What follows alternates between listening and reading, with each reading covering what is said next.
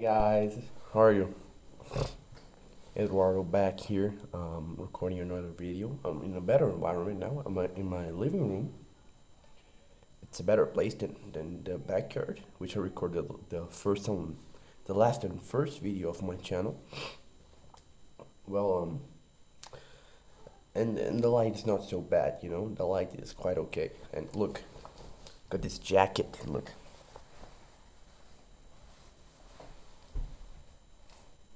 cool, right?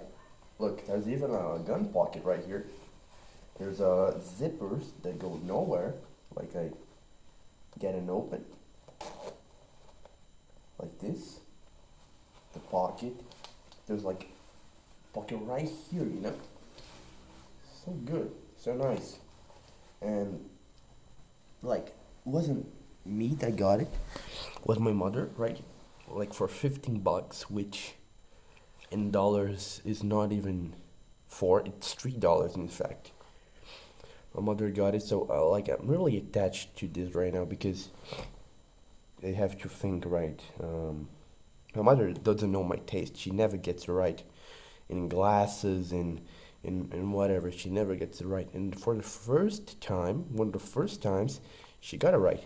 And now I'm really attached, you know. And my uncle, he offered like 200 bucks for it, which is like $30. He offered $30 for it. You know, like 10 times the original amount.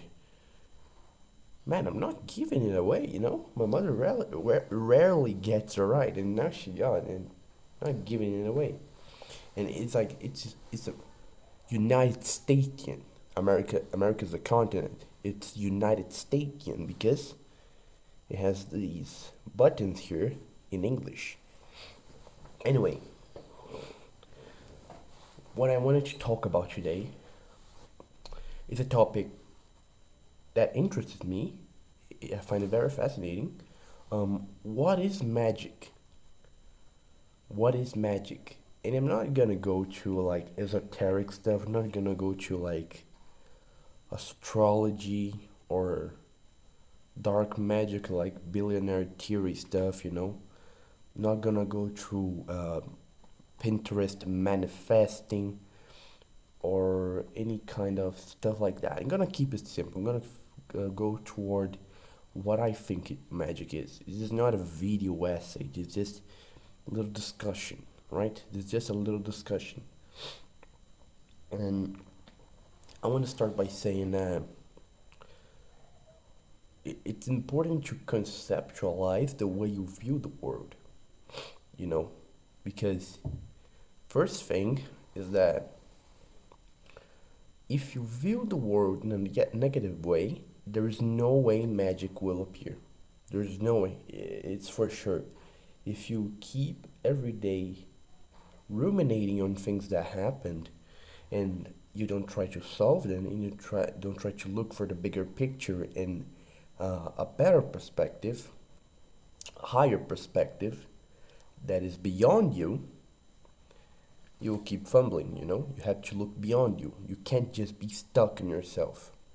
That's ruminating. You are forming on yourself a beating dummy, right? You're beating yourself. You're going on a piñata or whatever. That's what's happening. You can't be doing that. So first thing, for you to feel whatever magic you would feel, you know, in a personal level, to understand the world in a better way, you need to feel good.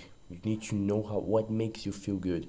And that's one of the first steps to living, I guess, because I mean, how can you achieve your dreams if you don't know what dreams you have? You know, dreams are supposed like long-term achievements that you work maybe an entire life doing, trying to achieve them, or doing it over and over on an extended period of time. And like these are magical stuff. So you need to know how to feel good. You need to know what makes you feel good in this dreamy sense. And then when you do, you can start in to feel good right now, you know?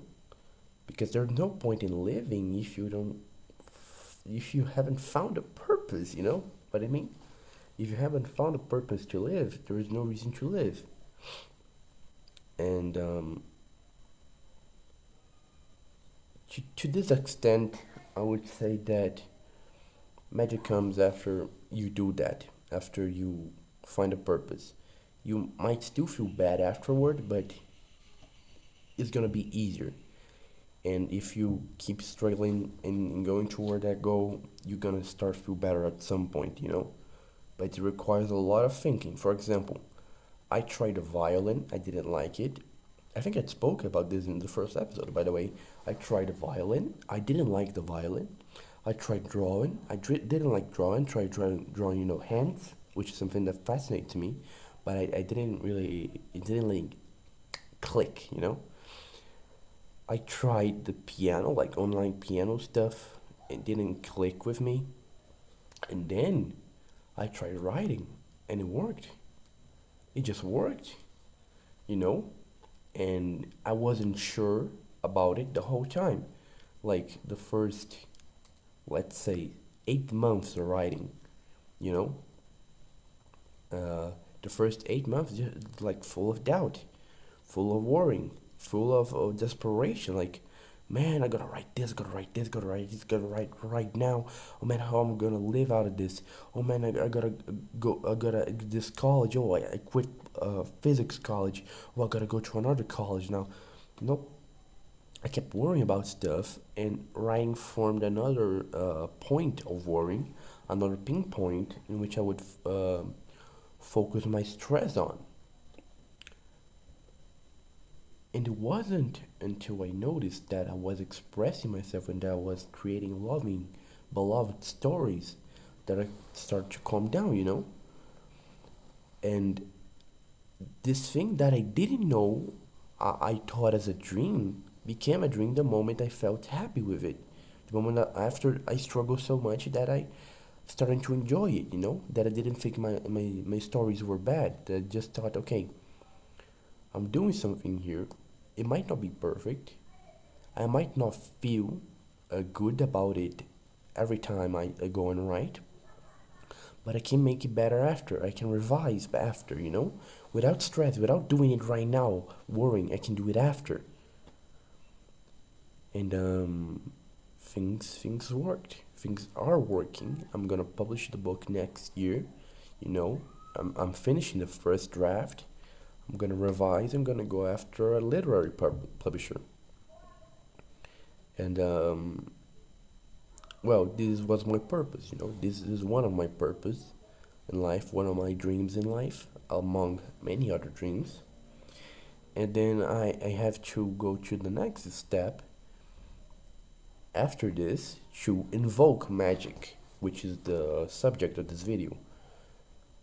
After you know your dreams and you struggle to achieve them, you need to know how to live. Because struggling and going for your dreams isn't exactly living. You might be the greatest artist ever and you might have millions of bajillions of dollars, but you might still be sad, which means that you are not really living, you're just existing because you don't feel a connection to the world. You might feel a connection to your art, but your art doesn't connect to you to the world. You might be delusional at the point that you just want to get rid of life.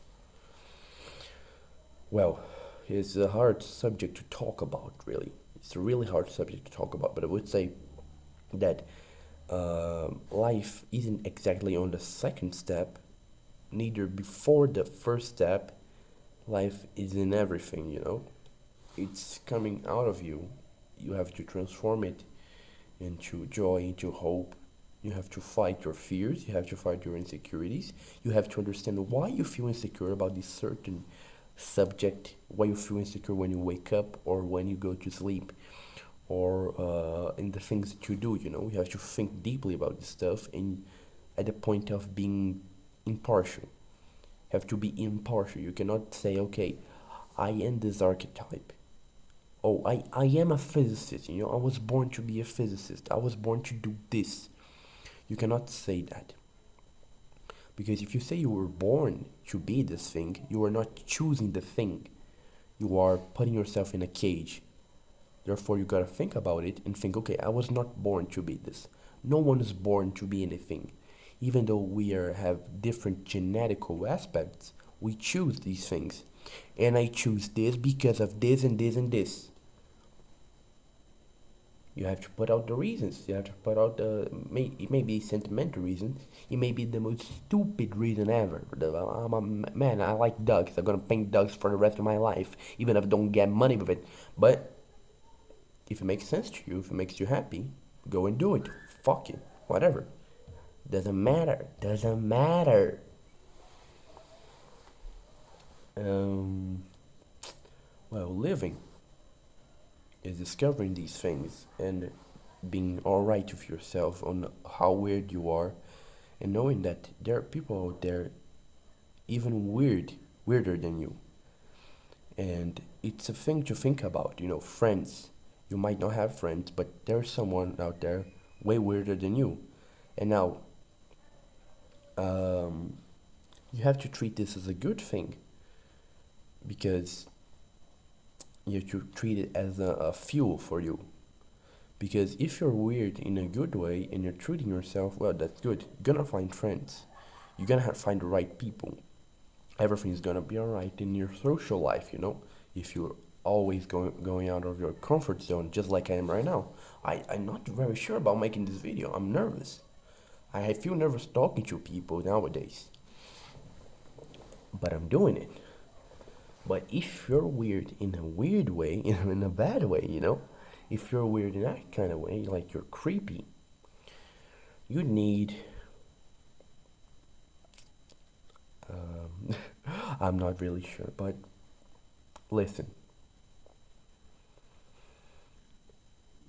you need to work it out slowly, calmly.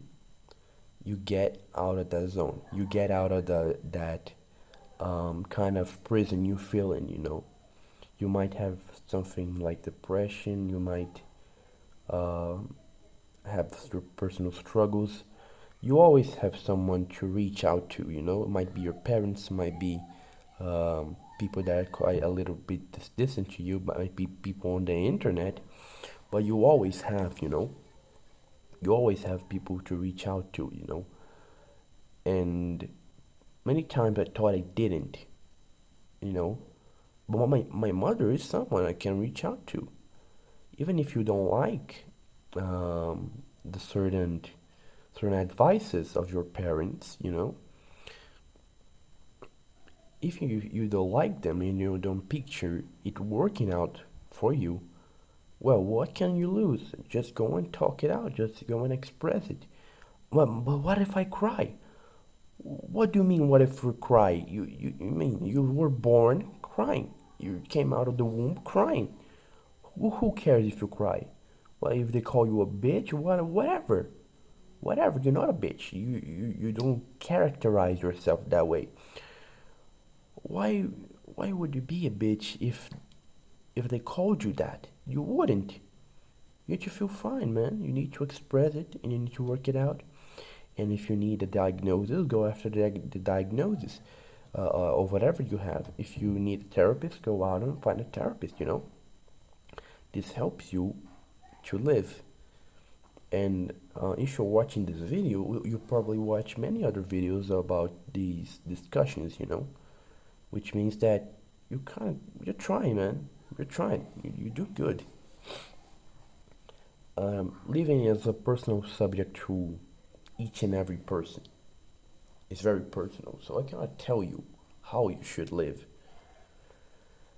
I can just say that things are crazy and you find what you like, you find your hobbies, you find like skating, um, cycling, running, uh, Muay Thai, or boxing, you know. You find these things, you do them, you feel happy with yourself, you feel more complete. You feel that you are part of the world, and the world, this thing that you learned is a part of you.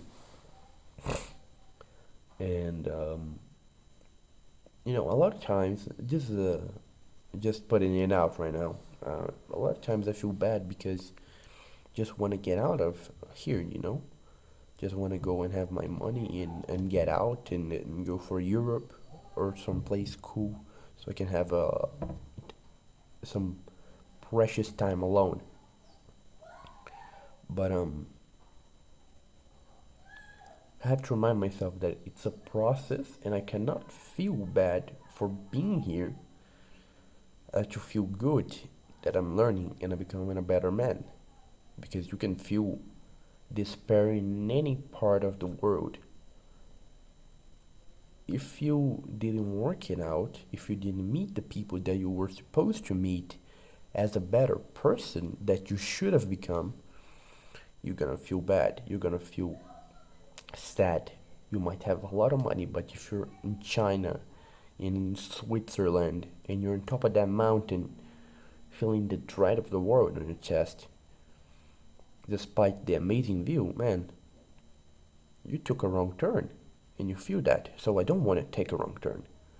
When I write the book, if the book goes bestseller, then it's fine. Then I travel. If it doesn't, then I try again to write a best-selling book. But in any case, I did what I was supposed to do. I went and lived and searched my dream and did my dream of publishing at least one book in my life. Then I go for another. Then I go for another. I keep living. I keep enjoying the people that I talk to, the people that I am friends with. It doesn't need to be more complicated than that. You don't need to worry about, oh, this college stuff, this and that. Like, man, when you're not doing it, like, you put an alarm. Oh, an alarm. I gotta do this at this exact time. Then when it's time you do it, and you talk to the people of the group work that you need to do. And so if there's an asshole in that group, you just don't care about what they say. And if they putting pressure on you, you don't care about what they say. It's fine. You worry about it in the moment that you're supposed to worry about it, otherwise you don't live. And there are things that seem really obvious when you think about it, but now that you're hearing me, it doesn't sound obvious because that's what human nature is. You know these things, but you don't feel these things. Because if you're thinking all the time, you don't have anything to think except thoughts. Let that sink in. Let that sink in. You need to experience things. Feel the breeze on your skin. Look at the view. Hear the voice of someone that is caring and loving to you. Um, be out in the wild. Feel a river on the palm of your hand. Then you won't be just what you think. You will be also what you feel. And then when you are what you feel, you become better enough to control even better what you think. And then it's a cycle of good. That's human nature. You're not supposed to feel locked on your own. You're not supposed to be locked on your room. You're supposed to be out there at least one time a day. Be it in your backyard doing some physical exercises or be on a light jog, a light walk on the street, looking at the trees, at nature, be it hiking, camping, whatever. You need this time. You need this time. And it's scary. I know it is scary. It's very disturbing to think about these things. You just feel like, man, there's gonna be people out there. What am I gonna do about these people? What am I gonna do? You interact with them so you can lose the fear about people. What if they judge me? It's a point of your life. Doesn't matter more than a pebble in the ocean. Doesn't define you. What defines you is whether you drink that cup or not, if you take that decision or not. And I assure you, of all the old people I talk to, they never regret doing it. They regret not doing it. Yeah. Yeah, 20 minutes now. I think that was enough. Thank you.